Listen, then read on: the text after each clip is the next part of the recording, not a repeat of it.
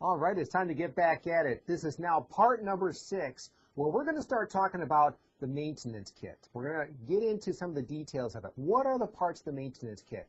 How do you do the resets for the service message and the counter? And also, how do you do a maintenance kit? We're going to go step by step on doing an actual maintenance kit.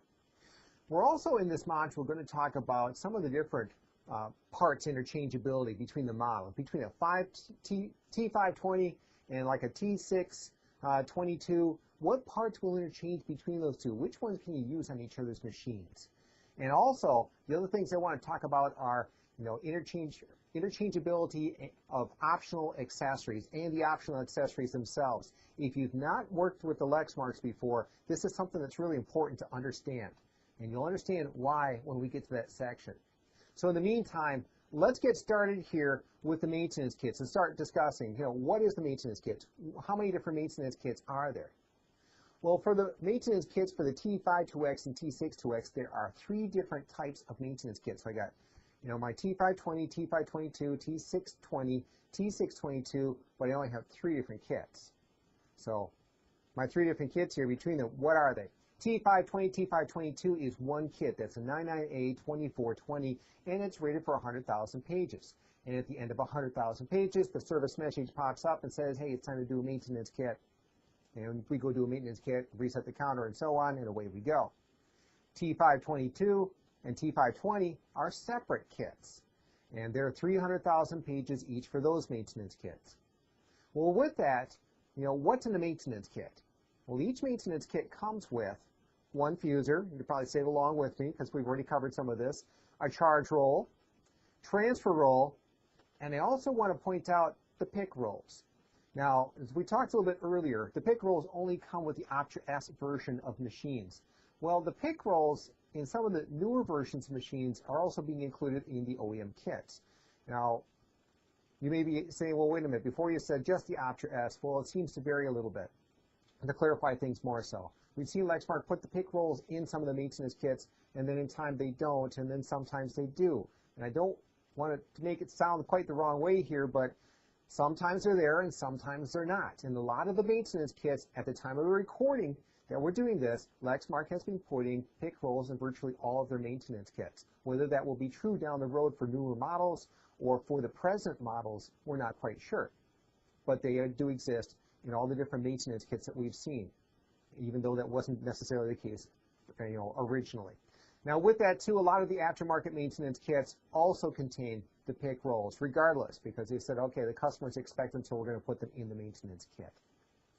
So, looking at this too, I've got, the fuser, charge roll, transfer roll, and 6 pick rolls, but I've got 3 different kits. What's different between those different kits? What parts? Well, between those different kits, the only part that's going to change is going to be the fuser. So my T520, T522 take the same fuser. My T620 takes a different fuser, and the T622 takes a different fuser.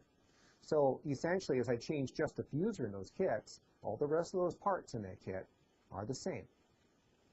All right, let's take a look at the maintenance kit for the T630, T632, and also the T634. Notice again we have a grouping of our different, kits here. T630, 632, we have the 56P1409, and it contains a fuser, charge roll, transfer roll, and 6 pick rolls.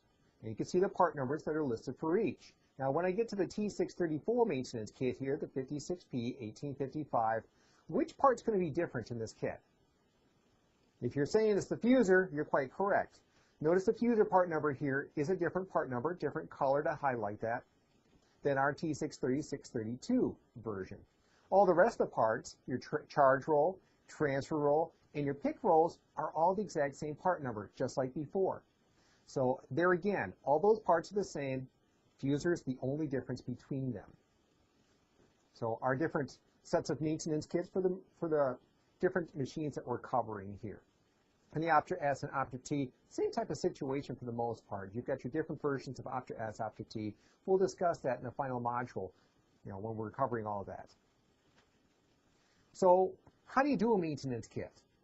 Well, that's a good question. Why don't we actually do a maintenance kit? So at this point, if you don't have a printer, go ahead and get a hold of one, because it'd be best if you can step through this with us. If you've never done a maintenance kit before, good time, good opportunity to do that. So with the printer sitting in front of you at this point in time, if you haven't got that there, pause, the material here. But once you get it there, printer sitting in front of you, first thing we're going to do, and you've done a lot of this already, open up the top lid to remove the toner cartridge, also our NPT tray. Pop that open too so we can get a good access inside here. Take your toner cartridge. You can see the red arrow there. Grab hold of the cartridge, remove it from the machine. We're setting it off to the side so it's not in direct sunlight, especially, or in a bright light. We want to cover it up to keep that image drum, covered so it doesn't damage it. And with the toner cartridge removed, I want you to focus more towards the left side of the paper path here. Your left is its left as you're looking at it here. More past those aligner rollers, and toward the end there, and let's take a closer look at this yellow circle here, zooming in, we can now see that, arrow that's inside there. And that arrow there, you're going to see this in all the machines, with the exception of the Optra S, is pointing towards the shaft of the transfer roller. This is the side that the shaft is going to pop out. Now, on most of your machines that we have here are Optra T52XT62XT63X. We've got kind of like a little B groove here, and the transfer roller shaft kind of sits inside there.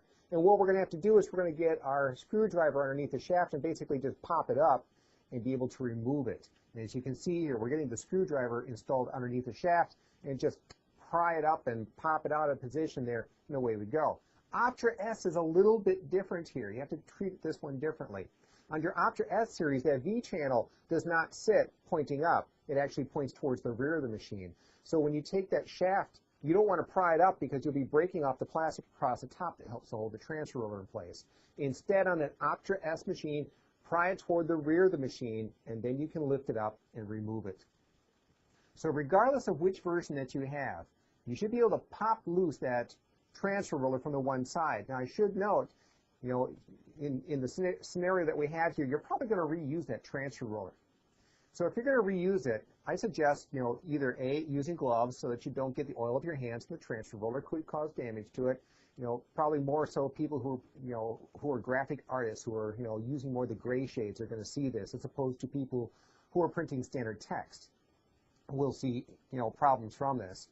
But if you don't have gloves, another quick shortcut here is take a piece of paper out of the cassette tray and grab hold of that transfer roller using that paper like a glove, and lift up on that from the one side. And then on the other side, what you're going to do there is that shaft is actually sitting in a round bushing there, so you have to lift up and remove it from the machine there. And as I have it removing here, I don't have the piece of paper wrapped around it, but I'm taking it out of there. And notice too where the gear sits. It's on the right side. So again, gear goes on which side? The right side. So that's the right thing to do here, I suppose you could say. So if your transfer roller out, set it aside, get it out of the way, and then we're going to go upstairs here, because we're going to go after, what roller is that? That's the charge roll. So to remove the charge roll, here's what we need to do. On the right side, so go inside the machine, and on the right, you're going to, and also too, we're going to take the top lid and drop it down a little bit. Because remember, as we drop down the top lid, my charge roll is going to drop down with it. It's designed to work, with that top lid. So as I drop the top lid down, I can then see this arm on the right side, and I can see this arrow that also sits on the arm here. And it's basically telling me I'm supposed to take this arm, and once I get a hold of the roller, and I should be doing that again with either gloves or a piece of paper wrapped around it, and this one is even more important. You really don't want to touch this one, because the oil of your hands, anything on your hands that gets on this roller is also then going to get onto the image drum.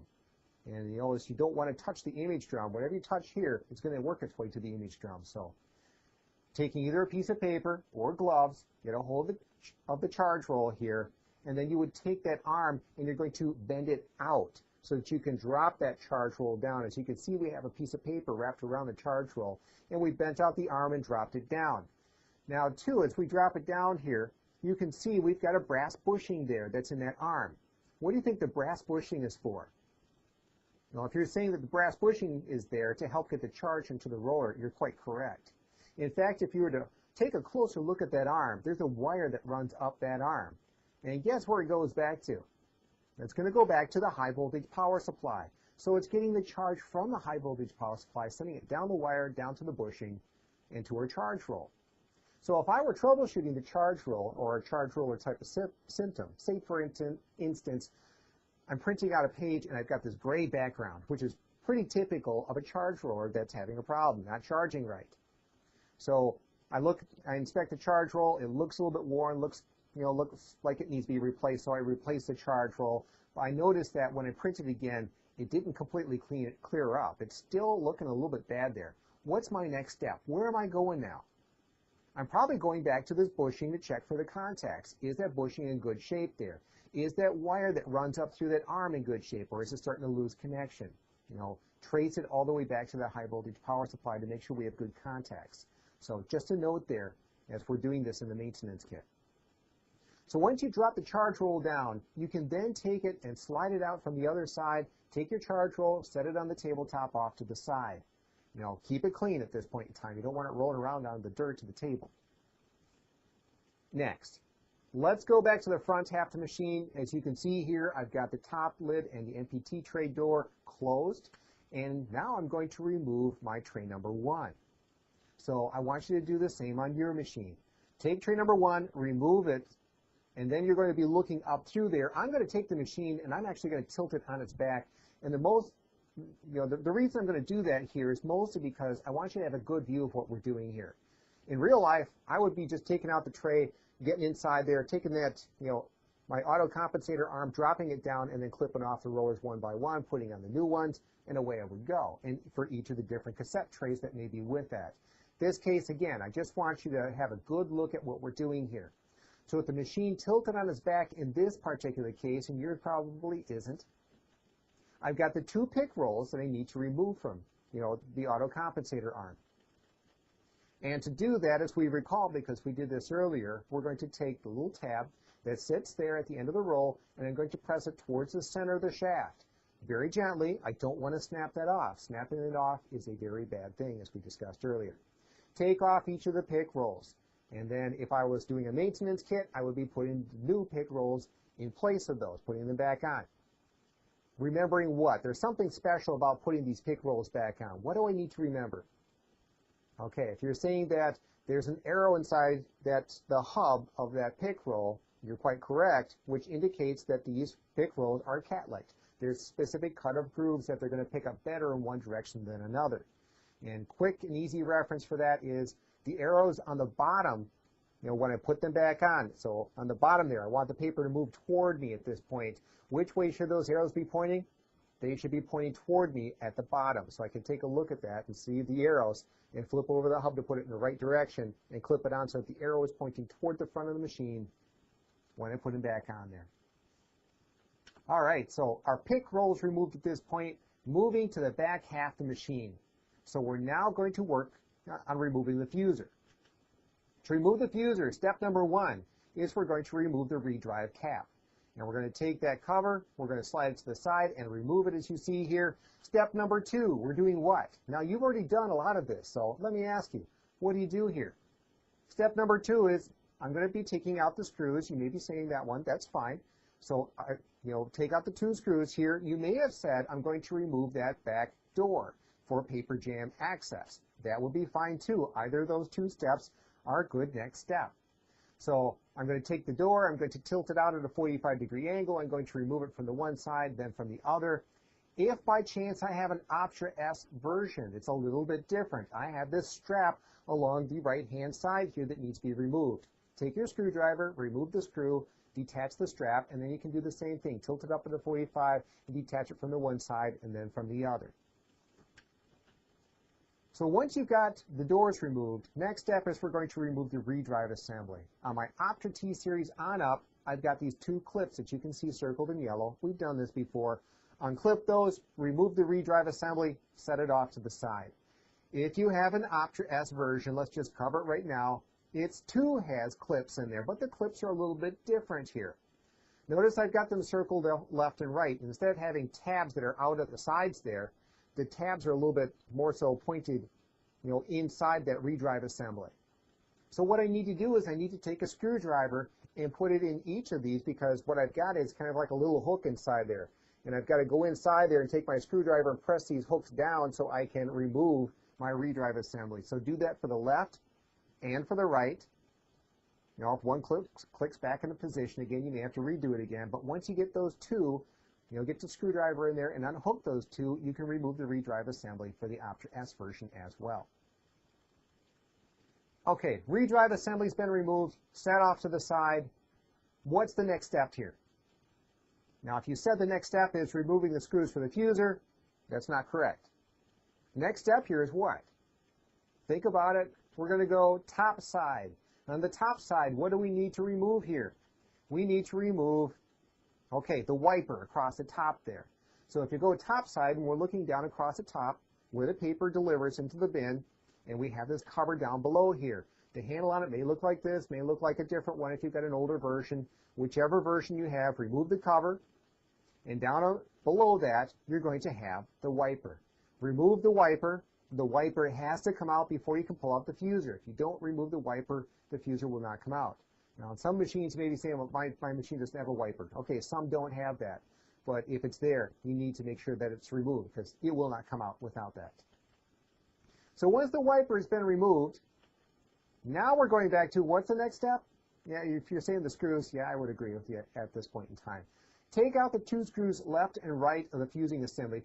If you have an Optra S version, the screw in the right, you've got a cover there we're going to have to remove yet. So hold on for the Optra S, and we'll get to that. We'll talk about how to remove that. In fact, there's a couple of different things for the Optra S, of course, again.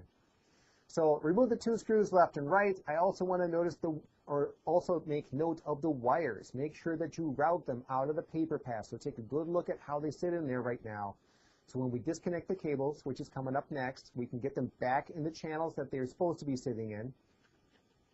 And of course, I'm pointing out the two different cables here from my T52XT62XT63X. Disconnect the cables for my fuser, and you should be good to go in order to remove the fusing assembly. For the Optra S version machine, things are a little bit different here. This is the picture of the back of an Optra S fusing assembly still inside the machine.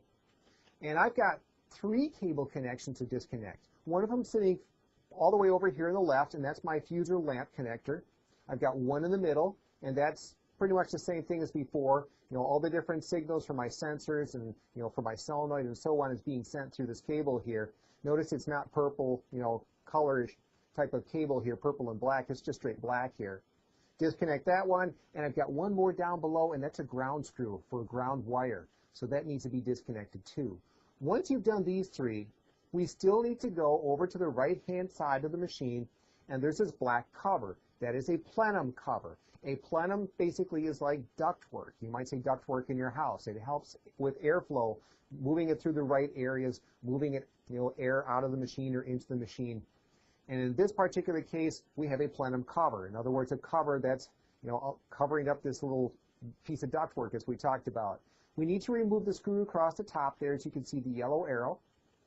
Either loosen it up or remove it, remove the cover, and then once you remove that cover, you're going to find that you've got one more screw that you can now access on the right-hand side of that fuser. Take out that screw, and once you've got the cables all disconnected, you can remove the Optra S fuser.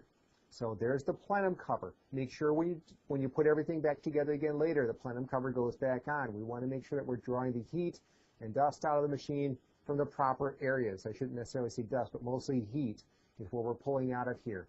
And you don't want to start pulling it from the wrong areas and letting other areas overheat. Optra T versions, we talked about this before when we talked about the walk through the paper path. There are no cable connections here. Simply take the fuser with the screws out, remove it, it unplugs itself, and away you go. So here we are, we're taking out the fusing assembly. Once I've done that, putting the maintenance kit parts back in, you know, my fuser, my charge roll, my transfer roll, and my pick rolls. Or if I have a maintenance kit and I'm doing the maintenance, there we go. Replace all those different parts. And then, of course, once you've done that, the next step is, once you got it back together again, you still need to reset the 80 schedule maintenance message and counter. So let's talk about how do you reset the maintenance message and the counter. For our Optra S series, the 4059 versions of machines, we have to do it a different way, here we go again, than the rest of the other models that we're talking about. What we need to do is put the printer in diagnostic mode. So put your printer in diagnostic mode. This is how you would do it. You know, you can follow along, but you might want to omit the last step and not actually reset the counter there, because, you know, if you've got a count that's working its way up on the machine that you're working on, you don't necessarily want to reset it right now. To put it in diagnostic mode, hold down the go and return buttons and then power on the printer. Once the display says performing self-test, you can then release those buttons, and then you're going to scroll through the menus until it says printer setup. So when you get to the printer setup menu, you're going to select that, and then you're going to find reset maintenance count. And when you select reset maintenance count, it will reset the counter and it will clear the maintenance message. It does both of those two. So, you know, steps that are outlined as such right here. You can also find this in the service manual, of course. Option T, T52X, T62X, and T63X. We're doing things a little bit different here. We're not going into diagnostic mode. We're going into the configuration menu. In the configuration menu, how do you get in there? You can hold down the ready and return button. So a different key combination here, and then power on the printer. Once you've done that, you're going to release the buttons once the display says performing self-test, so a lot like before. Once you've done that, you're going to then scroll through the menus and choose reset maintenance count. And in selecting that, on your T63X machine, it's going to clear out that maintenance message and reset the counter and you're done. On your T62X, it's going to give you one more chance at it, basically. It's saying, are you sure that you want to do this? It's kind of how this plays out here, I suppose you could say. So when it says equal reset, if you press select, it will then reset the counter and the maintenance message for a T62X. And that's specific to the T62X. So these are our resets, you know, for different sets of machines that we have here. So spelling these out, and again, you can find these in the service manual as well. I should note that some of the manuals, and I'm trying to remember which, I want to say some of the Option Ts, they did not have the configuration menu access spelled out very well. So this is something that you may actually want to write down or confirm that your service manuals do have this, because there's nothing worse than getting out there going, how do I reset the maintenance message? I don't know how, and it's not clearly spelled out. All right. Let's now talk about parts compatibility for different sets of machines here. And I want to break it into a couple different categories. First off, most parts in the T52X and T62X printers are interchangeable. So most parts do interchange between them. And I'm going to hit some of the key parts, some of the big parts here that do and do not interchange. First off, those that do not include the fuser. We know the T520, 522 have the same fuser. We just saw that in the maintenance kit section. The T620 and T622 are different fusers, so we have three different sets of fusers here. The print heads are different because we're running at different print speeds, so we have different print heads.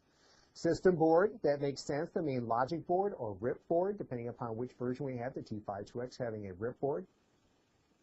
Those would all be different. The power supply is also different, so we're talking a power supply as in DC power supply.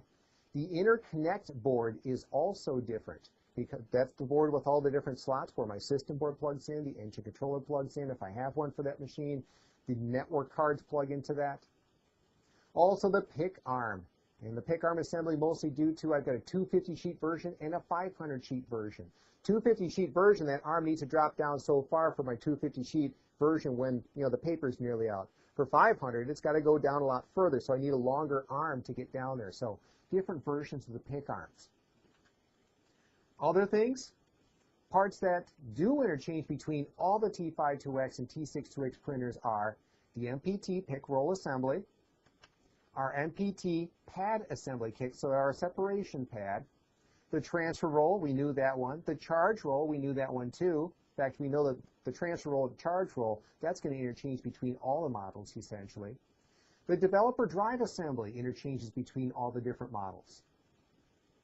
Now when I get to the T63X, most of the parts, you know, the T63X printers are interchangeable between my T630, 632, and 634. But some of them do not, of course.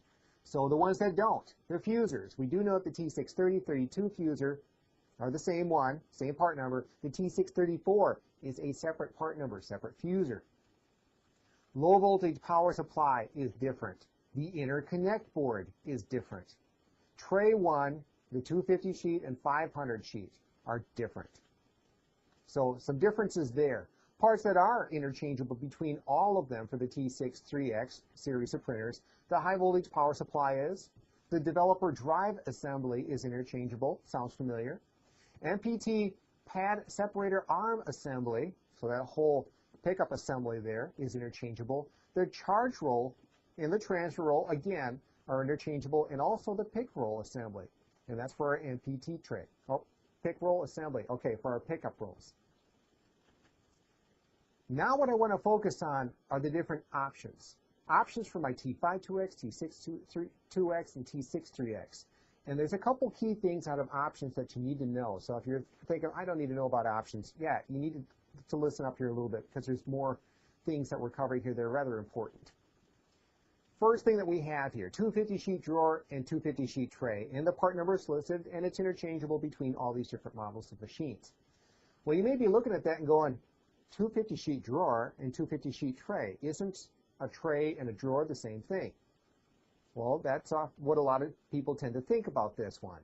When it boils down to it, though, the tray is actually the cassette tray itself, whereas the drawer is the whole optional accessory. So that would be the optional sheet feeder with the tray. Now, this is important to point out, because a lot of people do get confused by that. And they'll go and say, oh, we've got a bad cassette tray, we need to replace it. They call somebody and say, well, I'm looking for a drawer.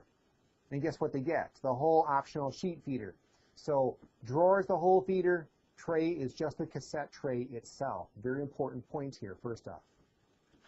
We also have a 500 sheet drawer and 500 sheet tray. And these are interchangeable between all the different models listed here. And also our 2,000 sheet drawer, 2,000 sheet drawer for letter and A4. So this one we're starting to break out by paper size. And letter, in the U.S. is probably something that you're going to see a lot of use here, and probably not a whole lot of use for A4.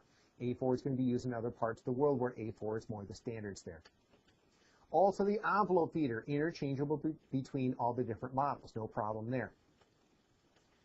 400 sheet universal tray and universal drawer, and of course we're remembering that the drawer is a whole sheet feeder, or the whole sheet feeder again, want to make that clear.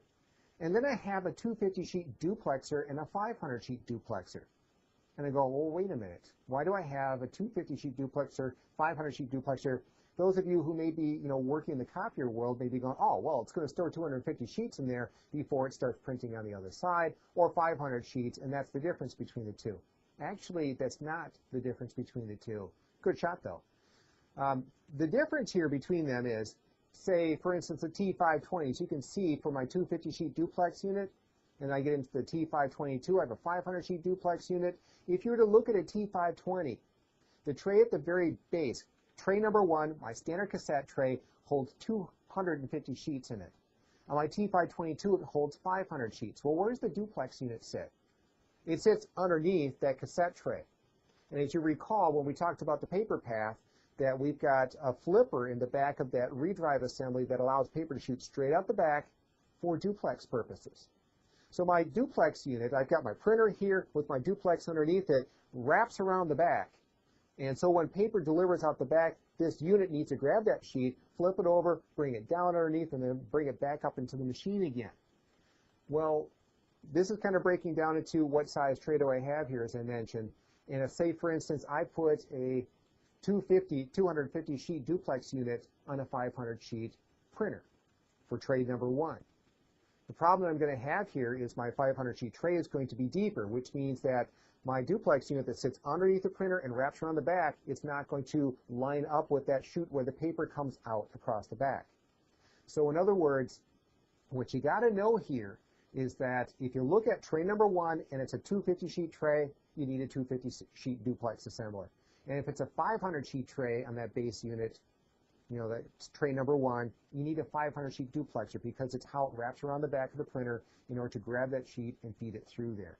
Another common mistake that people will make, they'll say, oh, I want the 500 sheet duplexer because it's going to, obviously 500 is going to be better. And then they try and put it on a 250 sheet machine, and it doesn't work because the chute doesn't line up across the back. So want to point that out. Also, the output expander. So I've got a 650 sheet output expander. That would basically attach across the top half of the machine. So when I remove the redrive cap across the top, where the paper's across the top of the redrive assembly, and I take off the redrive cap to remove the fuser, right? Taking off the redrive cap, there's a plug connection up there in different sets of gears. And I can plug in an output expander there, right across the top. So when paper comes up across the top, there's a solenoid on that output expander that will toggle a deflector and allow paper to pass through and deliver out into that 650 sheet bin there. I also have a high capacity stacker, 1850 sheets, so more output capacity there in the different models that we'll work on. Notice it works in the T53X versions only here. There's also a stapler slash finisher for 750 sheets, so if I want staple capabilities. And also a 5-bin mailbox with 120 sheets each, so for each of the different mailbox bins. So if somebody says, it'd be nice if we could sort them out into, different people's bins so that they know where their print job always goes to, there's a version of that. T632, T634 versions only. Okay, so we've gotten through the different optional accessories at this point. And again, the drawer or the tray, let's see, which one's the full assembly? The full option? It's the drawer is the full option. And also when we're talking about 250 sheet or 500 sheet duplex units, we need to know basically what for the machine. If I'm looking at the machine that, say, I've gotten the picture up here, that's got that's got a 250 sheet tray on that one. So if it's got a 250 sheet tray on that, I'm not sure which one it's got. If it's got a 250 sheet tray on that one, which duplex unit do I want? I want the 250 sheet duplex unit. I'm just looking at the picture there. So we talked about maintenance kits, what's in the kit. We went through the steps of how to do a maintenance kit. We also took a look at how do you reset that message. And we talked about the 2 different ways of doing that depending upon which machine you have. Parts interchange and optional accessories. So that completes part number 6 here for the maintenance and other unique components. Quiz is coming up here shortly. I'll wait for you. When you're ready, we'll go through the quiz portion.